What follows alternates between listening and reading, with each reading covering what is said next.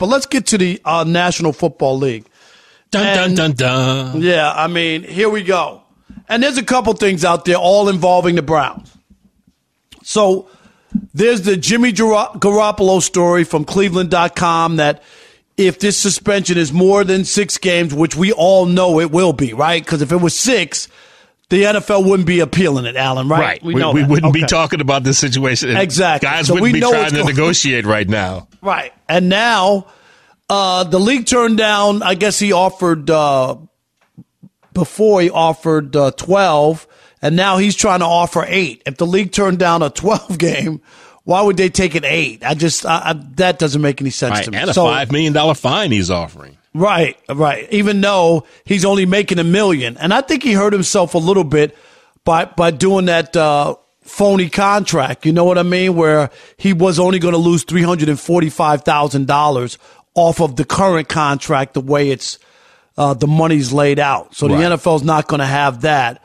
But so there's the Jimmy G story, which makes sense. You need a quarterback if it's going to be a lot of games, and that team is ready to win. They got a really good roster. But here's the other thing, and if you're the NFL, and I'm right, I think Mike Lombardi's right. If you hear the words by Commissioner Roger Goodell, he uses the term egregious, predatory, right? He's a predator.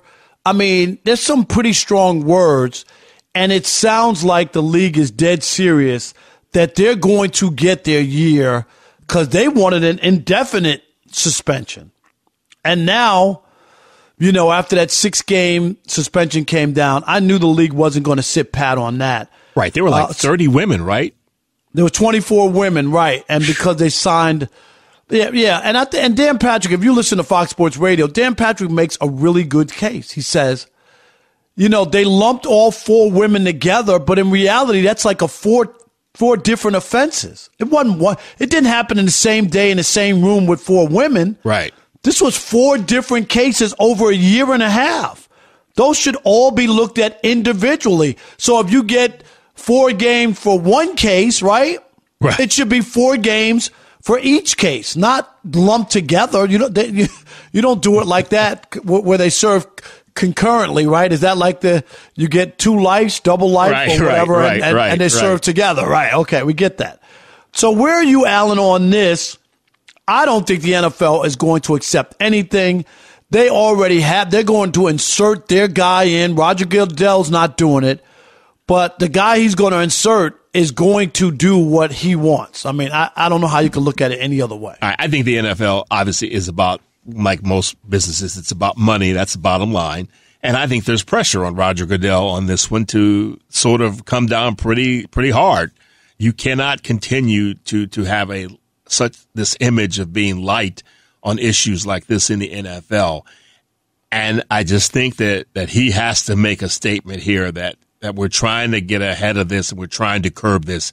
And this is the penalty that you're going to face moving forward. And they just have to establish some kind of consistent guideline with this. Right. And here's the problem. And Mike brought that up too.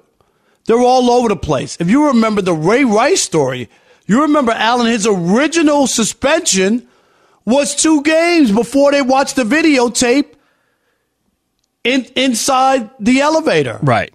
Like the NFL should have never rendered a verdict, a suspension, without seeing the videotape. We saw the aftermath after he dragged her out of the elevator, right? So something happened. Right. And a casino is covered 99% except for the bathroom. That's the only place they don't have cameras. They have you going in, Alan, but they don't have you in the bathroom. And if they do, they're not letting you know about those cameras. Right, exactly. Yeah. But everywhere else, it's covered. Yeah, like I said, it's just one of those situations where, as a business, and, there are a number of guys in the NFL, obviously, who are married, who have daughters, who have sons as kids and stuff like that. And what are you teaching them? What kind of example are you leaving for them to say, well, Dad, how can you work with so and so, or how can or you work with this person, or are you guys friends? And you have to establish some. Just like I said, you have to come down hard on this and sort of tell players in the future, think about this before you do it, because these are now going to be the penalties. These are now going to be the guidelines. And we need to look at what Major League Baseball did with Trevor Bauer. Very similar, right, in that from the standpoint that there were no criminal charges. Remember, they were dropped, right. Alan. Right. He was not charged criminally about it. It was his belief was that it was consensual, this rough sex, and the woman she didn't go to press charges against him. She went to the hospital for her injuries.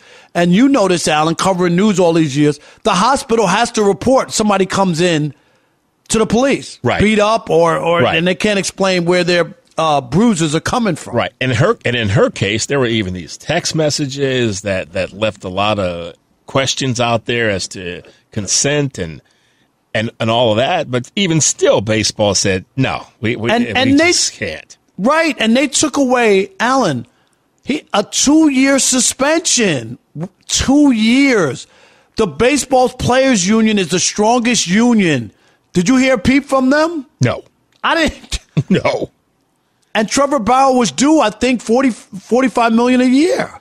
No, one more year. He had gotten paid for the year that the Dodgers dropped him. You know what I mean? All and right. then he had one more. I think he signed a 2-year, $90 million. He was the highest paid player in baseball that year. And usually in professional sports, most athletes at that level don't like to do anything to take money out of another player's pocket. Right. But I think also in that case, there was a sense from the Dodgers organization, not only in the upper offices, but maybe even in the dugout, where you got some guys who go, I don't think we're going to feel too comfortable with him being back on the team.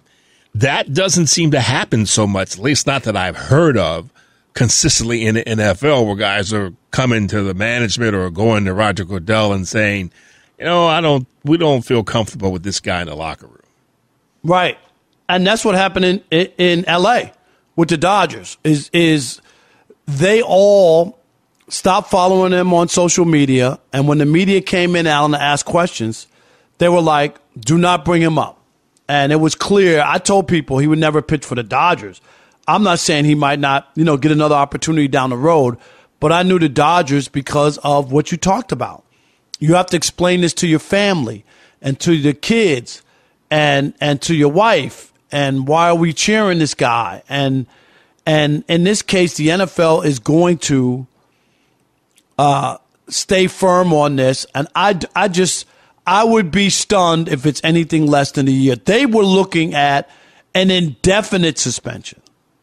What do you make of Deshaun Watson, who's claimed that he's totally innocent?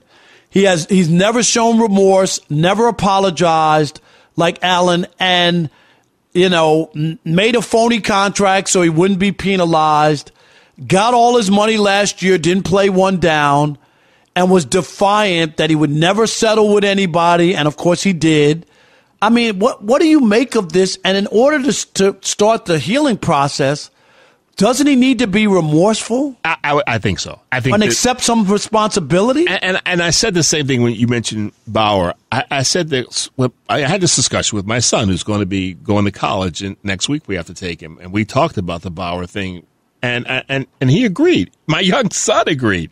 He goes, "This is a situation where at some point you have to take a step back and admit you've got issues and try to get some help and apologize for the things that have happened and just be upfront and say, I've made some mistakes in my life. This is inappropriate. I shouldn't have done it. It went too far. I've harmed some people. I understand that now, but I definitely need to go seek some help." You would be better received, I think, if you took that step. If you start there, people make mistakes and you could be rehabilitated, Alan. I believe that. But you have to accept responsibility. You can't be that guy who says everybody's lying on me. Right. You can't say, right? 20-some people just are making this up. Like, it was like the Bill Cosby. I used to get into arguments at my barbershop in Detroit, Alan, where people are like, why are they coming out now, 30 years later? I said, you still don't believe 60 women? Like for real. Right. 60 women you think are just decided to go after Bill Cosby one day for no reason? I said, that's hard to believe. Hard to believe.